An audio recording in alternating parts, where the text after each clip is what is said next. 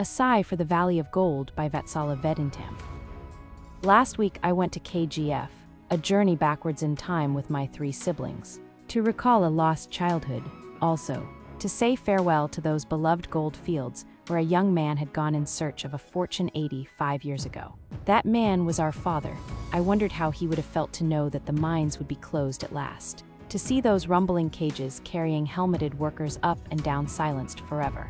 Thank God he is no longer there to see these things. We went back to the old house with its tiled roofs and quaint ventilators. Strangers looked at us curiously, unable to understand our emotions as we stood under the pomegranate tree, remembering how their blood-red seeds melted in the mouth.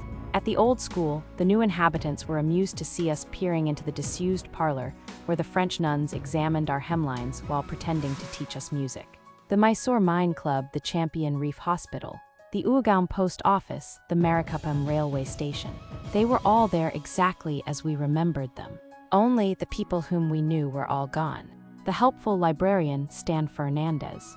The genial post mistress, Mrs. Abreu. The old pharmacist who used to paint our raw throats with tincture. The obliging station master who waited till we were all safely aboard before flagging off the train. KGF was our own green valley where time stood still to give its inhabitants space to amble along. Others wonder why we melt with nostalgia for a ghost town with its crumbling cottages, ungainly shafts and cyanide mountains. But that's because they did not know the excitement of hurtling down 9,000 feet below the ground to pick up a black stone which flashed like Excalibur as you turned it this way and that.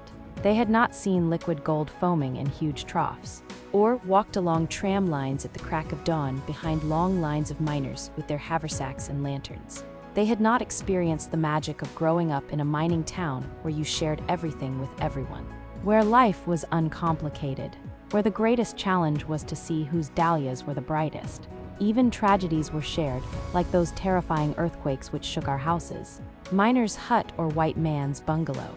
No one was spared. That was KGF. A peaceful colony in the best of times. An inferno in the worst. We lived through it all.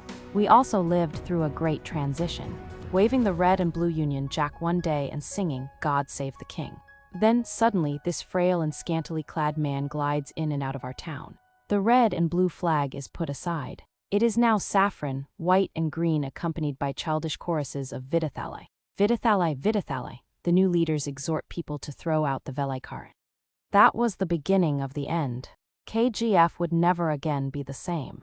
The year was 1942, now more than half a century later. We find a 75-year-old man tending the bar in what was once the European Club, gazing at the black and white portraits of his old British masters. He sighs. They were our real benefactors. Such good men, I tell you, so much for history.